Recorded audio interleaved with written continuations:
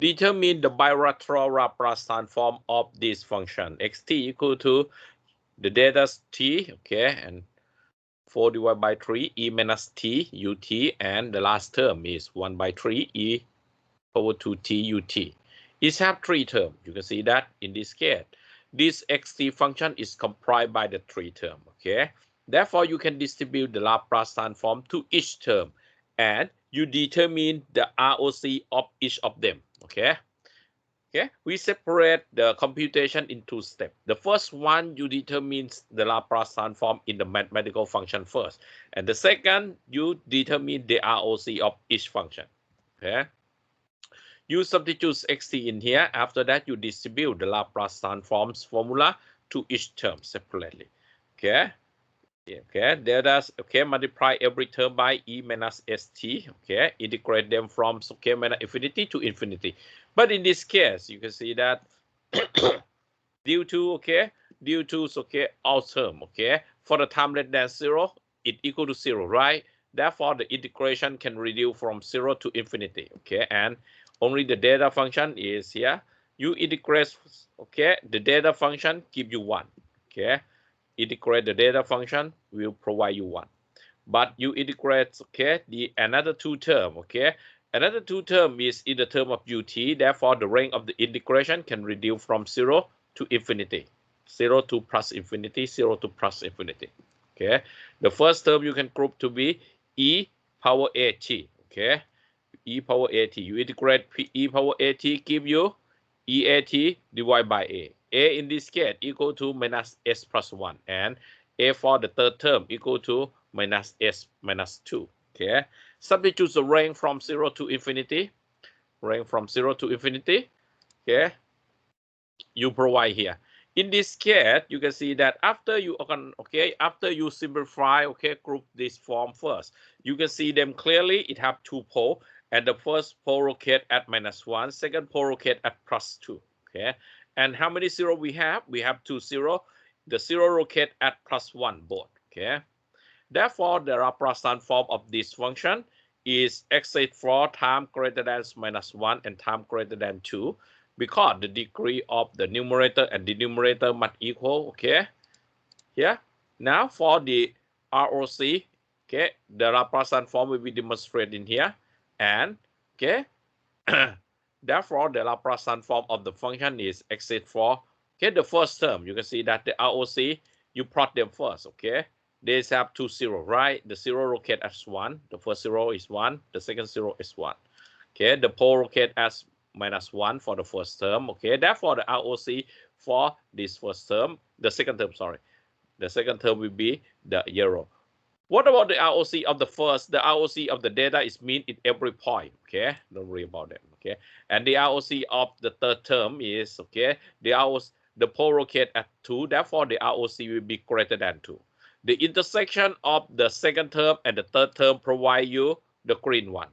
Okay, therefore the overall ROC will be the green one. Remember that when you answers, okay, when you determine the Laplace transform completely, you must demonstrate, identify what about the ROC. In this case, the Laplace transform equal to s minus 1 squared divided by s plus 1 and s minus 2.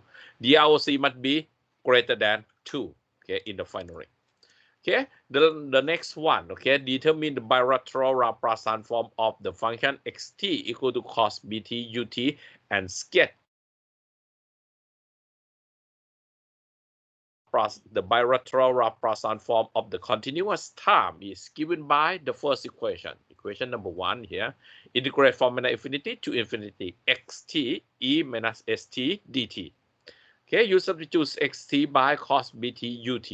Okay, ut, you can see that ut is, okay, it can reduce the range of the integration from 0 to infinity instead. Okay, and you integrate cos, okay, EAT cos BT, okay, you integrate them, you can determine by the bypass, or you can extract them, okay, to be the complex exponential form by applying the Euler relation here. And after that, you distribute, okay, EST to each term, okay, and you integrate them. Okay, you integrate them is in the term of integrate EAT, give you EAT divided by A. But A in this case is not real. A is a complex number. A equal to minus S minus JB. Okay, and substitute the range from 0 to infinity. After that, okay, you substitute the range of them. Anything power minus infinity give you 0. Okay, the green term is here. Substitute the range from plus 0 and plus infinity, 0 and plus infinity. Okay. Okay, this term, anything power minus infinity give you 0. Power minus infinity give you 0. Anything power 0 give you 1.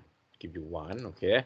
Therefore, in the overall point of view, okay, the final answer equal to S divided by S squared plus B.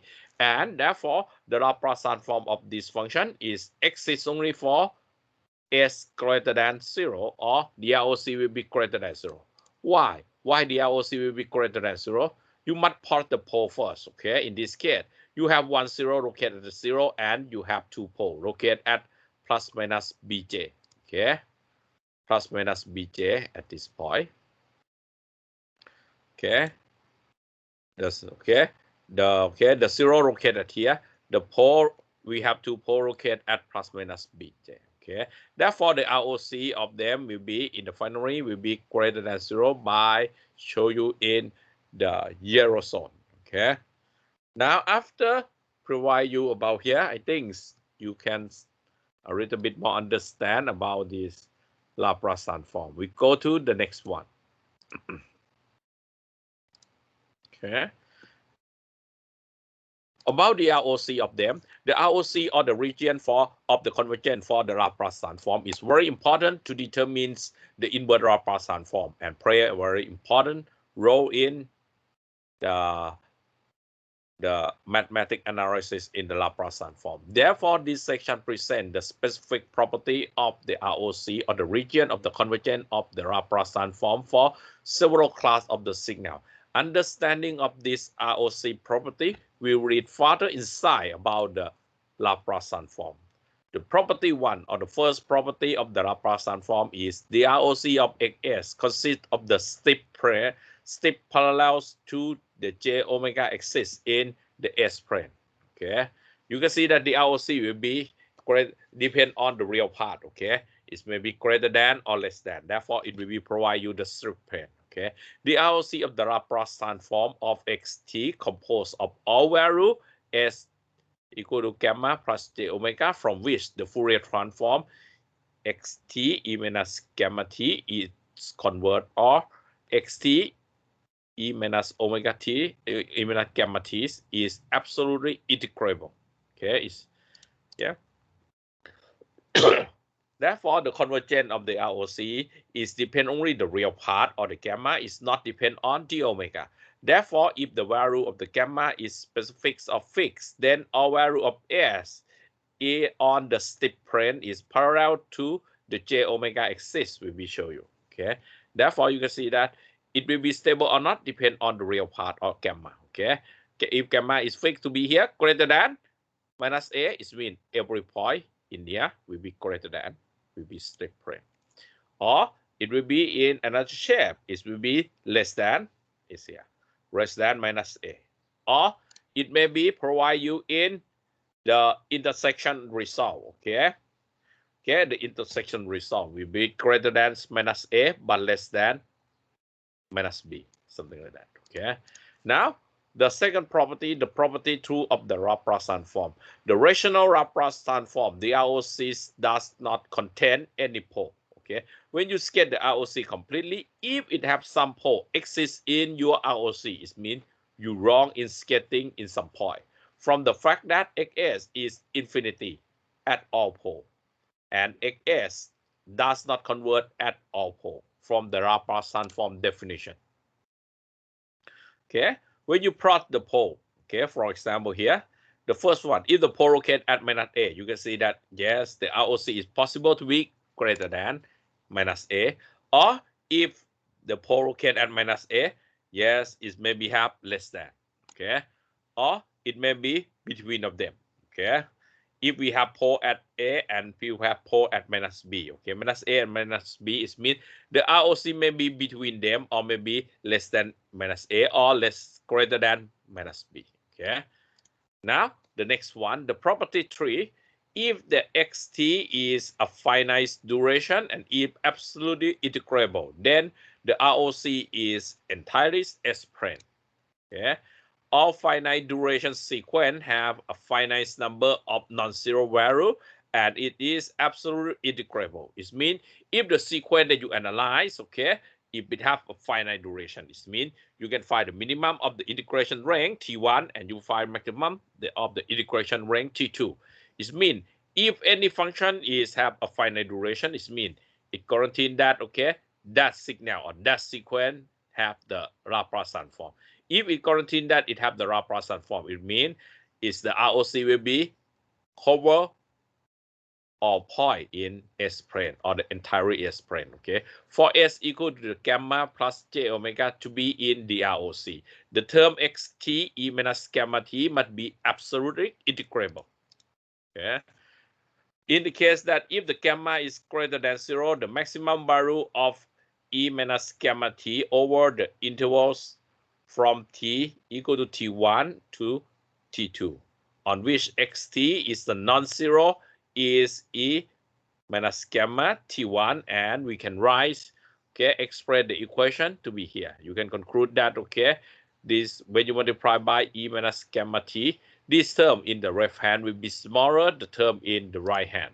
Okay, therefore is for another case, if the gamma will be less than 0, the maximum value of the e minus gamma t over this interval, okay, or from t1 to t2, on which xt is the non-zero, is e minus gamma t2. We can rewrite them to be here. Okay, if you move here, gamma t2, you can see that in this case the term in the right hand side is bound, therefore the term in the left hand is bound too. Okay, if the right hand is bound, the term in the left hand is already stable too. It means it's already have the value or infinite. For any finite duration, you can summarize that, okay, the Laplace transform is always exists and the ROC is cover entire S-plane. Okay, the for property 4, if xt is a right size and if the lines of the real part of the S is equal to gamma naught, gamma 0, okay, is in the ROC, then all value of S for which, okay, the real part of S will be greater than the gamma 0 will also be in the ROC.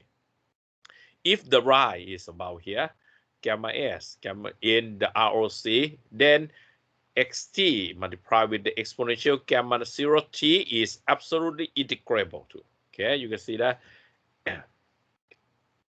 Okay, if the function xt is about here, you can see that if we set gamma t, that, okay, is already in the ROC. Okay, but shift a little bit one, we choose gamma to be here, not in the critical point. Okay, it means you multiply them. If the xt graph is stable, okay, you multiply them, this graph will be more stable too. Okay, because, okay, the graph will be decreasing. Okay, make xt to be decreasing too. Okay, for another case, okay, if we move, okay, set them to be gamma 1. The gamma 1 is far away from the right hand side, but deep in the ROC. What happened? This function will be dropped sharply. Okay, therefore when you multiply them, it means this term will be stable too and is less than infinity too. Okay, it's about the property 5. If xt is a left side and if the line of the S, real part of the S, is a gamma 0, is in the ROC, then all value of S for which the real part of S will be less than the gamma 0 will also be in the ROC too. If, okay, you can prove them of the same form. You see, okay, if in the left hand side, okay, the function is in the left hand side, okay, if the ROC, you choose the gamma 0, that's still in the ROC, but a little bit far away from the, okay, from the boundary.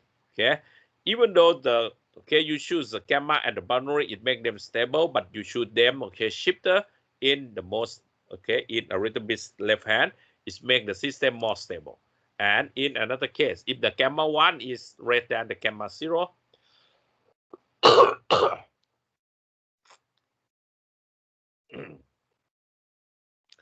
sorry, if the gamma 1 is less than the gamma 0, therefore the line of the real part of S is equal to the gamma 1 is here, this line. You can use any point in this line. Okay, let's make this in this graph. You can see that this graph is drop faster. When it drop faster, when you multiply to the xt, it makes the xt is more stable too. Therefore, this xt will be far, okay, from the infinities. It means it less than the infinities more. Next one, the property 6.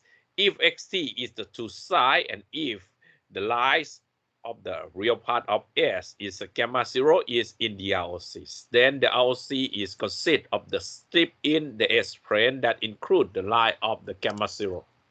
There is a two-side signal ROCs can be considered xt as the sum of the right-hand side and the left side signal. The right side ROC is the steep region from the right that is parallel to the j omega axis to plus infinity. But for the left side ROC is a region from this line that is parallel to the j omega to the minimum, to the minus infinity instead. The ROC for the two sides signal is the intersection region of each ROC component. And if there is no intersection region or no ROC, then the Laplace transform of this function does not exist. In order to provide you more understand about the ROC that combine between two signals, we will demonstrate you in here.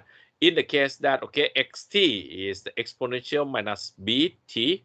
In this case, the b is is greater than 0 will be in this form. From this definition of the bilateral Laplace transform, you can separate the integration into two zones, from minus infinity to 0 and from 0 to infinity. You can separate them in the ut and u minus t. After that, you determine the Laplace transform each of them and determine the ROC each of them too. Integrate them, give you EAT. Everything is the same. Only one, you can see that the first term and the second term is close similarly. Only the range of the integration is different a little bit, from minus infinity to 0 and from 0 to infinity. Substitute the range of them and substitute, the range from, plus infinity and 0, 0 and minus infinity. Give you here and here. In this case, therefore, the Laplace transform of this function is exists when it's greater than minus b, but it's less than plus b. As is the steep plane. In the sketching, we will demonstrate you in this slide. See, we have two pole location. The first pole located at both pole located at plus minus jb. Therefore, the Laplace transform of this function is here. If we assume that b is positive, therefore minus b is this point, and plus b is here. You can see that 1 is greater than minus b, but another function will be less than plus b. Therefore, the intersection in this case is the steep plane between 2 points. In this case, the ROC of this function is between minus b and b. Next one. Another one, example, the same function, but in this case, if b is less than 0, what happened? The function is about here, From the definition of the Laplace transform, a continuous time function is here. The way of the integrate them in time domain is the same as the previous, You can integrate. Everything is the same, The term is the same. You can see that, but only in this case, about the ROC is different. You can see that the term is the same as the previous, but the ROC, the first term, the ROC will be less than minus b. Second term, the ROC will be greater than b. You can see that in this case, it have no intersection between the yellow and the blue one. Therefore, in this case, the Laplace transform does not exist. Therefore, the Laplace transform of these functions does not exist. Now, the property 7. If the Laplace transform Xs of the Xt is the rational, then the ROC is bound by the pole and extended to infinity. No pole of the Xs are containing in the ROC. The property X is if the Laplace transform xs of the xt is a rational, and if xt is a right size function or the right size 6 now, then the ROC is the region in the S-plane to the right of the rightmost pole. Okay. In another point of view, if the Laplace transform of xs of the xt is the rationals, and if xt is the left side function or the left side signal, then the ROC is the region in the S-plane to the left of the leftmost pole. The property A is the result from the property 4, 5, and 7 proving. Okay. Okay.